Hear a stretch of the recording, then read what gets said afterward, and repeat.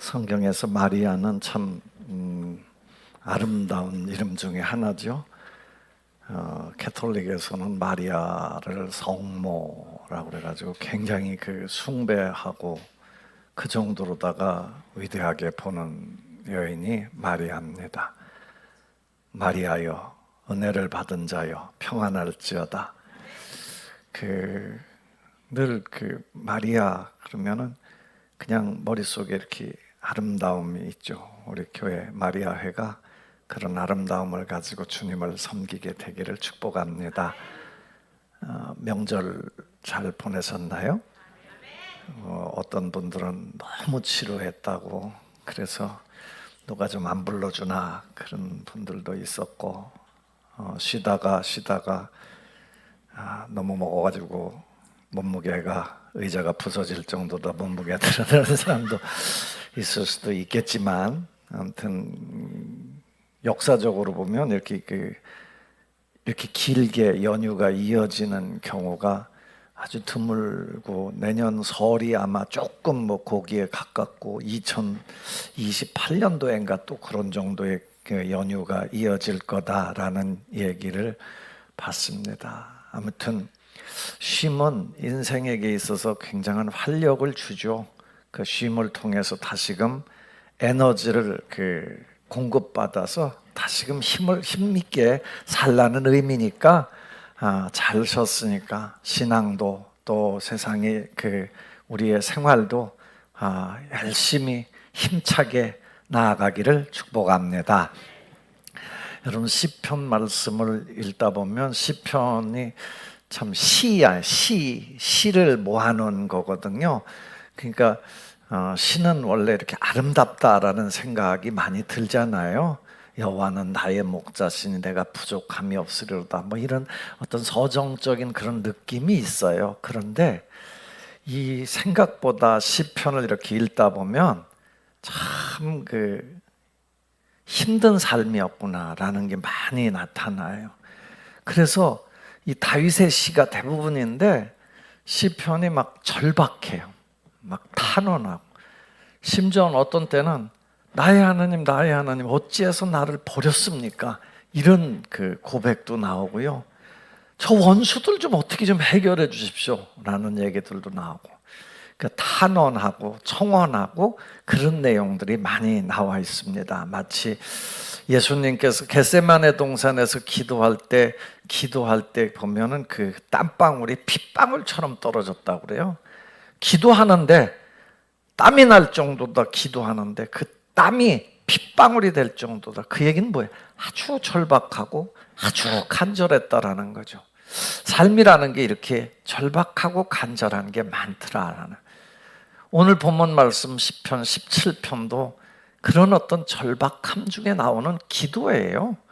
그 기도 속에 엄청난 다윗의 신앙이 들어있고, 그 속에서 우리가 굉장한 소망을 발견할 수 있는 그런 내용이더라라는 거예요.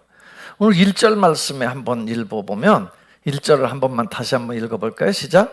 여호와여, 의의 호소를 들으소서, 나의 울부짖음에 주의하소서, 거짓되지 아니한 입술에서 나오는 나의 기도에 귀를 기울이소서. 아멘.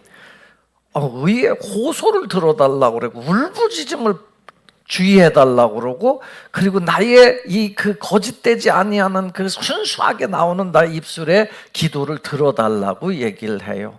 원어로 보면 좀 다 다르고, 영어로 보면 hear, listen, hear예요. 그러니까 다 뭐예요? 들어달라는 거예요. 하느님, 나 이렇게 절박합니다. 3중 청원, 3번이나 그렇게 간절하게 청원하고 있어요. 예수님도 기도할 때 구하라, 찾으라, 두들겨라 이렇게 3중으로 얘기했듯이, 기도는요 어떻게 보면 얼마나 절박하면 하나님 나 좀 들어주세요 라고 외치는 거거든요. 사실은 칼빈이 얘기했듯이 다윗이 이게 사울왕에게 막 쫓겨다닐 때, 왕이 되기 전에 막 쫓겨다닐 때 쓰여진 시라고 그렇게 얘기를 해요. 아무튼 하나님에 대한 관심이 없고 그냥 이생의 관심을 가지고 막 그 다른 사람에게 막 못된 짓을 하는 이 시기심으로 막 그 죽이려고 하는 그런 다윗을 향한 그 핍박 속에서 다윗은 그 눈을 어디로 향했냐면 하나님께로 향한 거죠. 하늘을 향해서 살은 거죠. 오늘 본문 말씀을 통해서 제가 여러분들에게 정말 감동받은 것들을 전해드리려고 하는 것은 이 다윗의 믿음이에요. 다윗이 하나님을 신뢰하면서 가장 먼저 했던 일은 뭐냐면 기도예요. 기도. 하나님께 기도하는 거예요. 자신의 처지를 하나님께 아뢰는 거예요. 하나님을 신뢰하는 사람은 하나님께 자신의 처지를 아뢰는 줄로 믿습니다. 이게 믿음이에요. 믿음. 사실은 기도한다라는 거는 하나님을 믿지 못하면 못하는 거예요. 특별히 어려운 일이 있을 때 기도가 많이 나오는 거거든요. 잘 될 때는 뭐 신앙생활도 잘 될 때 하는 거는 대체로 보면 이렇게 좀 뭘 이렇게 폼을 재고 싶고요, 나타내고 싶고 이런 거예요. 뭐 봉사를 해도 있는 것에서 일부 띄어내고 이런 정도죠. 근데 어려울 때 이 헌신하는 건 정말 쉽지 않은 일이거든요. 그 사람들은 어려울 때 보통 딴짓하기를 쉬워요. 하나님한테 기도할 생각을 안 하고 엉뚱한 생각을 하죠. 그래서 전 보러 가는 거예요. 그래서 무당 찾아가는 거예요. 이게 사람들이요, 오늘날 많은 사람들이 신앙에서 이 하나님께 대한 신뢰를 저버리고 그런 어떤 세상을 쫓아가는 사람들이 너무 많아요. 세상적 방식으로 세상의 사람들만 찾아가는 경우가 많다라는 거예요. 이것은 신앙이 아니에요. 하나님께 대한 신앙을 가진 사람은 어려울 때 주님만 찾고 의지하는 사람인 줄로 믿습니다. 5절 말씀에 보시면 이런 말씀이 나와요. 5절 말씀에 보면 나의 걸음이 주의 길을 굳게 지키고 실족하지 아니하였나이다. 나는 걸어가는데 하나님의 길을 절대로 버리지 않겠다라는 거죠. 난 넘어지지도 않겠다라는 거예요. 주의해서 걷겠다라는 거예요. 그런 믿음을 가지고 사는 거예요. 어떻게 보면 신앙이 이렇게 그 판단받는 것, 신앙이 이렇게 그 눈에 보여지는 건 어려울 때예요. 어려울 때. 어려울 때 나는 어떤 신앙을 가졌느냐라는 거예요. 어려울 때 정말 하나님을 찾느냐라. 나 믿음으로 산다고 얘기할 수 있느냐라는. 원망하고 불평하고 다른 데도 책임 돌리고 이러는 거는 사실은 바른 믿음은 아니죠. 하나님을 신뢰하는 건 아니죠. 하나님을 신뢰한다면 어려울 때 더, 사랑도 그렇잖아요. 사랑하는데 어려울 때 더 사랑하는 거예요. 힘든 일이 생겼을 때 그때 그 사람들의 사랑을 확인해 볼 수 있는 거잖아요. 하나님께 대한 신앙도 그럴 때 보는 거예요. 성경에 보면 욥이라는 사람이 나와요. 욥기 1장부터 42장까지 나와 있는데 뭐 중간은 너무너무 어려워서 읽어도 무슨 얘기인지 잘 모를 때도 많고 그런데 1장, 2장 뭐 정말 급한 사람은 1장, 2장 읽고 마지막 40장부터 42장까지 한번 읽어보세요. 그럼 욥은요 동방에서 큰 자다 그랬어요. 얼마나 왜 컸냐면 부자야. 그 당시에는 가축으로다가 뭔가를 계산을 했는데 양이 7,000마리, 낙타가 3,000마리, 소가 500결이니까 뭐 1,000마리 정도 돼요. 뭐 그뿐만 아니에요. 뭐 너무너무 많아. 염소도 있고 막 그 농장으로 생각해 보세요. 막 7,000마리, 10,000마리, 3,000마리를 많았다고 생각해 봐. 어마어마하죠. 사람들이 전부 다 근데 그 사람이 신앙생활을 너무 잘하는 거예요. 뭐 아들이 7명에 딸이 3명인데 아들 집들 모일 때마다 잔치하는 거예요. 그 잔치하고 나면 불러가지고 욥이 다 불러. 야 너희들 어저께 포도주 마셨지? 술 마셨지? 야, 하나님 앞에 너희들 다시 성결하게 하자. 그래갖고 다 예배하는 거예요. 다시 정결례를 치르고. 그렇게 위대하니까 옆에 있는 사람들이 다 볼 때 야 나도 저 정도 가졌으면 저렇게 할 거다. 나도 그냥 예배하고 그럴 거다라고. 그러니까 우리가 그런 생각이 들잖아요. 그러니까 사탄이 옆에 있다가 에이가 하느님 괜히 뭐 저 사람이 뭐 하나님 잘 믿는 것 같아요. 저렇게 축복받으면 안 믿을 사람이 어디 있어요? 이렇게 얘기를 했다고요. 그랬더니 하느님께서 그래? 그럼 네가 한번 쳐봐. 그 사람 신앙이 진짜인지 가짜인지 한번 쳐봐라는 거예요. 여러분 이 얘기가 왜 나오는 거냐면 사실은 세상에 이 고난이라는 게 때로는 바르게 살아도 고난이 있다라는 거예요. 좋은 일이 있어도 어려움이 올 수 있다라는 거예요. 인생 자체가 그렇게 돌아간다라는 얘기를 하는 거예요. 그래서 사탄이 가서 그의 자녀들을 다 몰살시키고 막 양떼 다 없어지고 막 이런 어려움이 그의 인생에 생긴 거예요. 야, 그래도 하나님을 경외하나 봐라. 사탄이 옆에서 막 저 사람이 그래도 하나님을 경외할 것 같아요? 라고 얘기를. 그런데 성경은 그렇지 않았다라는 거예요. 욥기 1장 20절부터 22절까지의 말씀을 한번 보겠습니다. 욥기 1장 20절부터 22절까지의 말씀에 보면 이렇게 나와 있어요. 내가 안 줬나? 본문 안 들어가 있어요? 한번 읽어보겠습니다. 시작. 욥이 일어나 겉옷을 찢고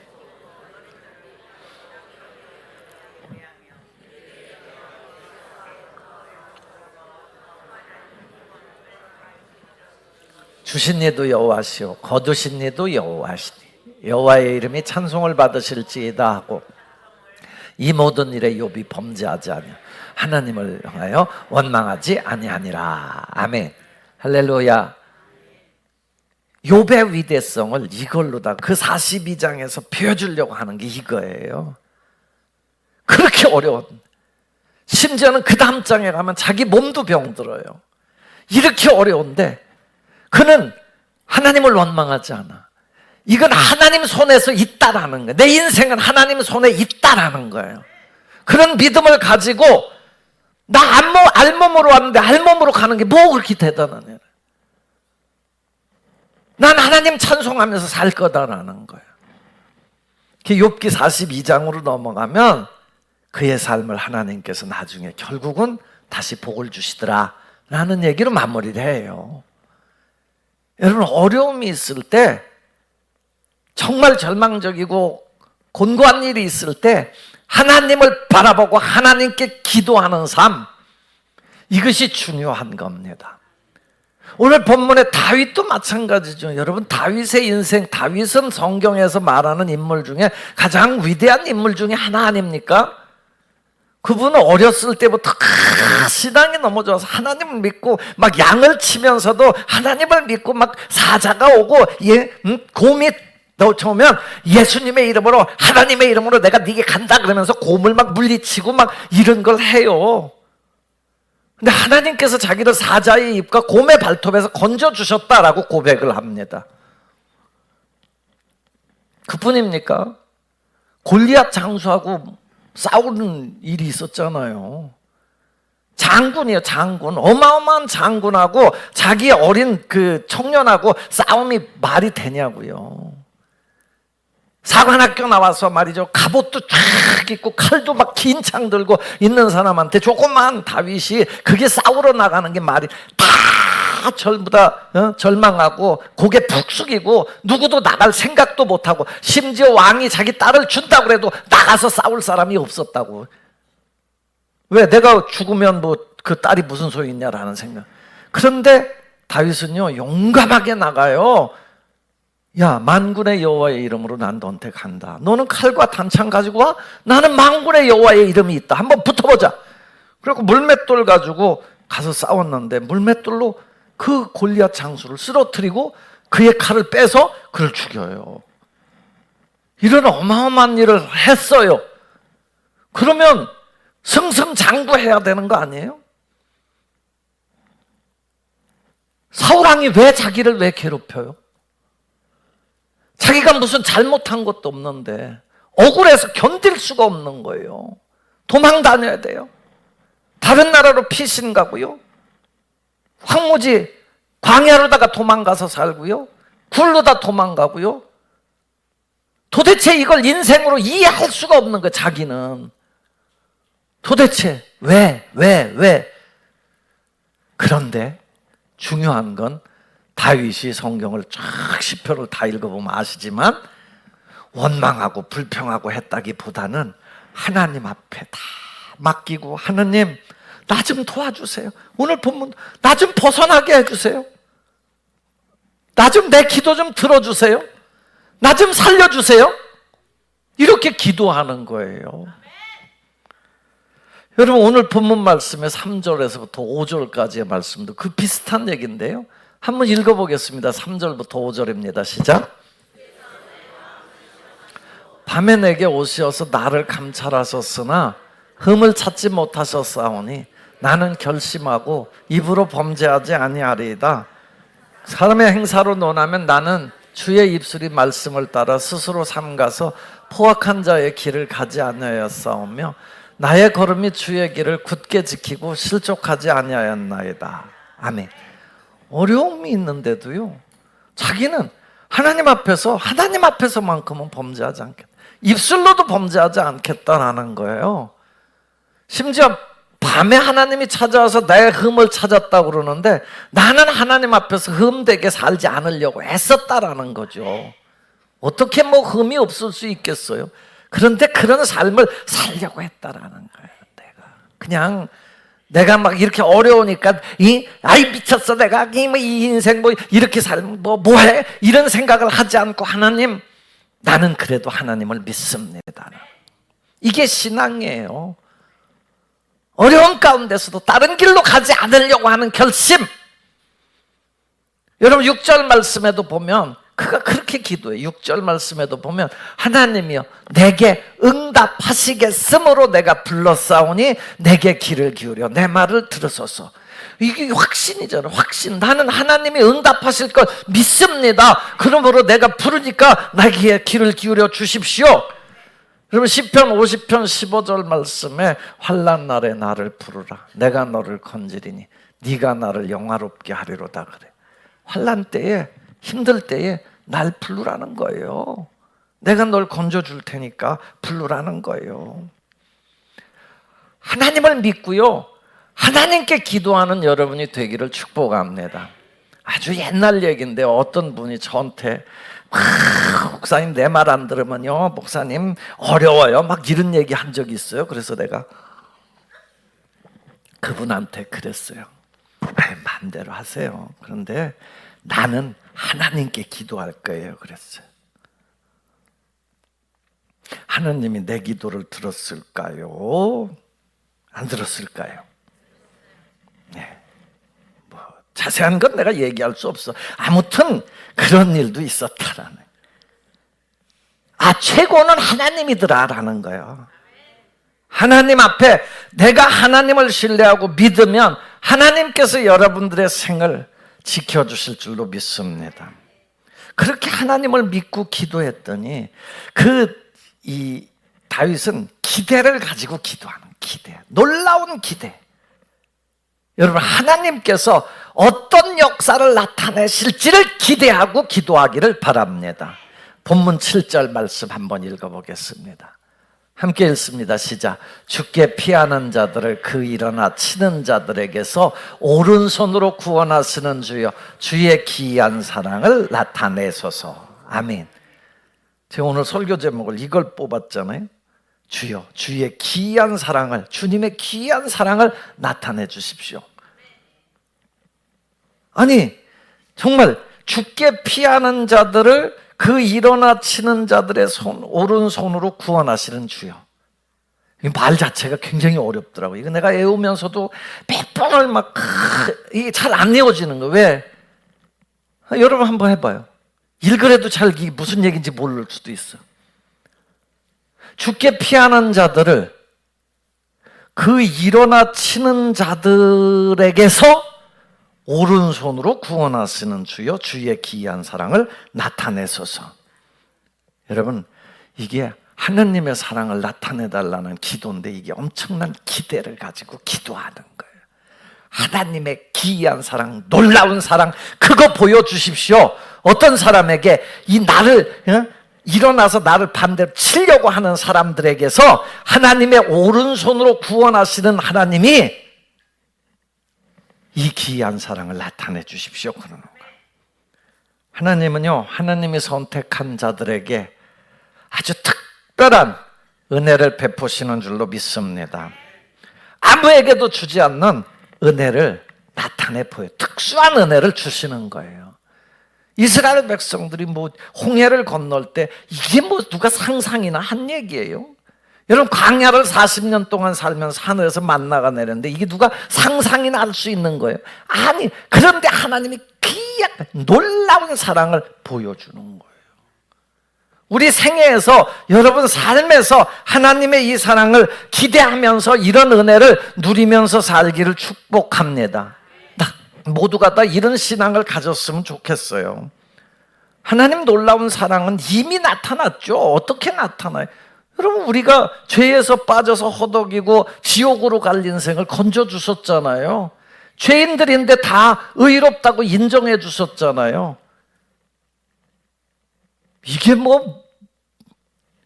그냥 죽는 사람들한테는 이런 게 별로 의미가 없겠지만, 여러분, 우리의 미래에 영광스러운 미래를 주님께서 준비하고 계신 줄로 믿습니다. 하나님 앞에 설 때 누구도 떳떳하게 설 수 있는 사람은 아무도 없어요. 그런데 예수님께서 보혈의 공로로 우리를 떳떳하게 서게 해주신 거예요. 그게 의롭다 인정하시는 거라고요. 너를 죄 없다고 인정하시는 거예요. 죄의 삭은 사망인데 그 사망에서 우리를 건지셨어요. 주님은 끝까지 우리를 인도하시는 분이에요. 심각한 고통에서도 우리를 인도하시는 거예요. 하나님은 원하는 자들을 이렇게 선한 길로, 복된 길로 인도하실 줄로 믿습니다. 시편 37편 4절에서 6절까지 말씀을 한번 보시면, 시편 37편 4절에서 6절 말씀을 한 번만 읽어보겠습니다. 여호와를 기뻐하라. 그가 네 마음의 소원을 내게 이루어 주시리로다. 네 길을 여호와께 맡기라. 그리지 않으면 그가 이루시고 내 의를 빛같이 나타내시며 내 공의를 정오의 빛같이 하시리로다. 아멘. 여호와를 신뢰하고요, 여호와를 기뻐하고요, 여호와께 길을 맡기면요, 내 의를 정오의 빛처럼 빛나게 해주신다라는 거예요. 귀한 사랑을 나타내 주실 수 있어요. 그런 귀한 사랑을 기대하면서 하나님이 내 삶에, 여러분 삶에 귀한 사랑을 나타내 줄 걸 기대하면서 믿고 살기를 축복합니다. 그러면 하나님은 정말 능력이 있으실까?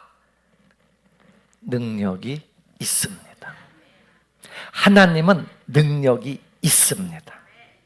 그래서 다윗은 오늘 본문에 그렇게 얘기하는 거예요. 나를 치러 대적하는 사람들에게서 죽게 피하는 사람들을 그 치러 오는 자들에게서 오른손으로 구원하시는 주여, 그래요. 오른손으로 구원하시는 주. 오른손은 능력을 얘기해.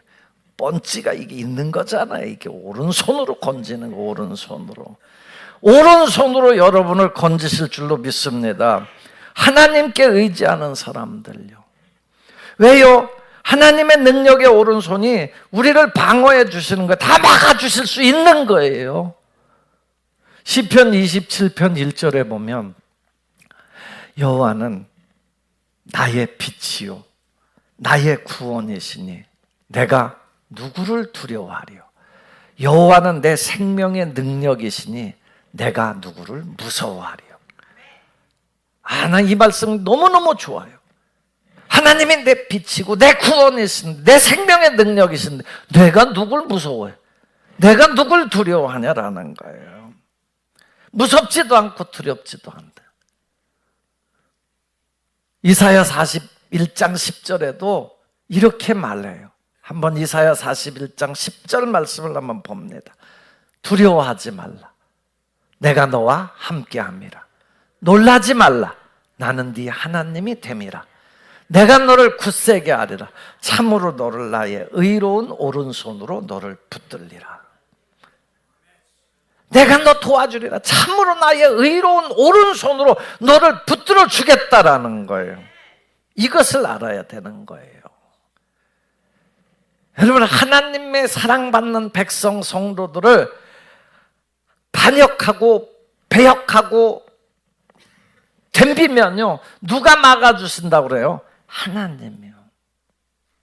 하나님이 막는 것과 사람이 막는 건 천지 차이인 거예요. 천지 차이인 거예요.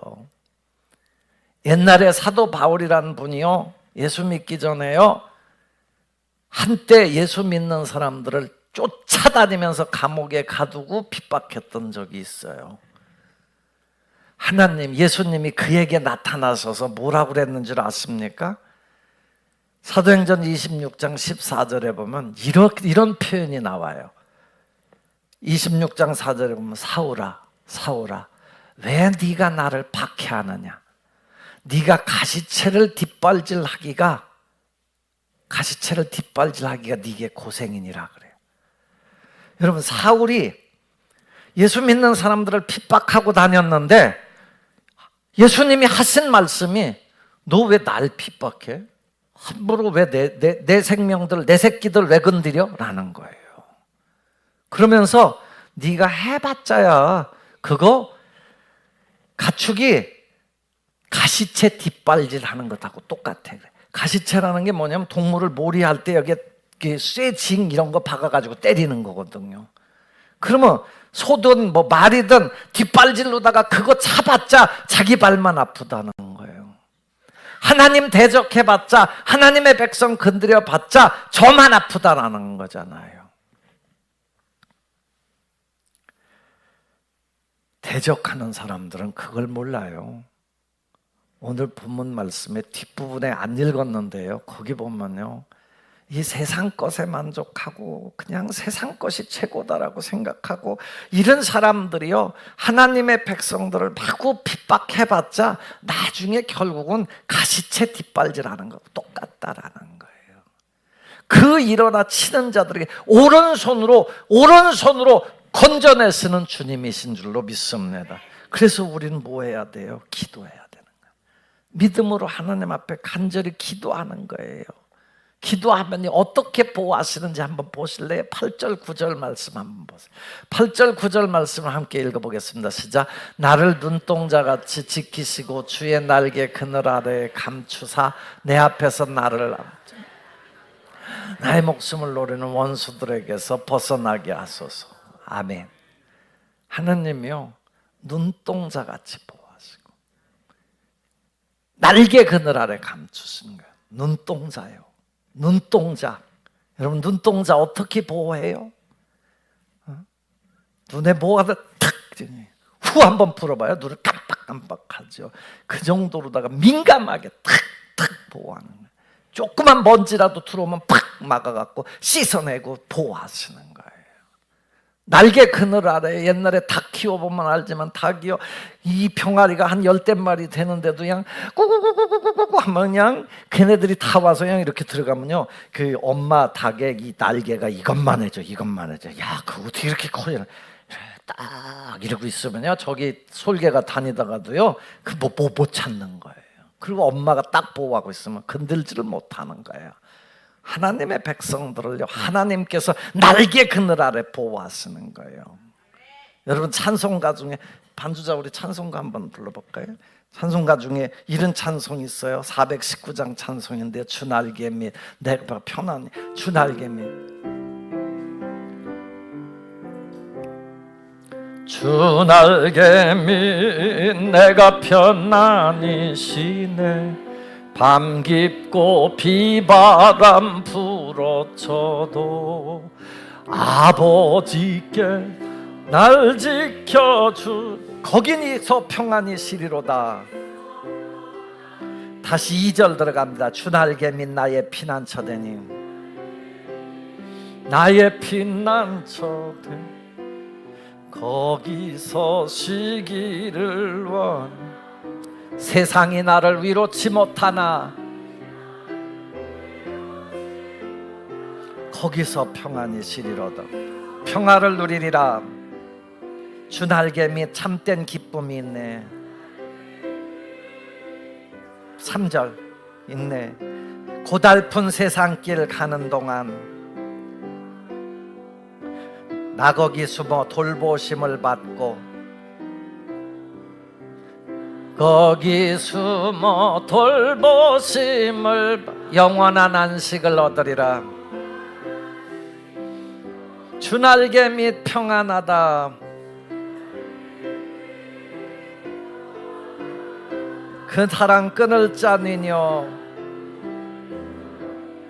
주 날개 및 내 쉬는 영혼, 내 쉬는 영혼 영원히 거기서 살리.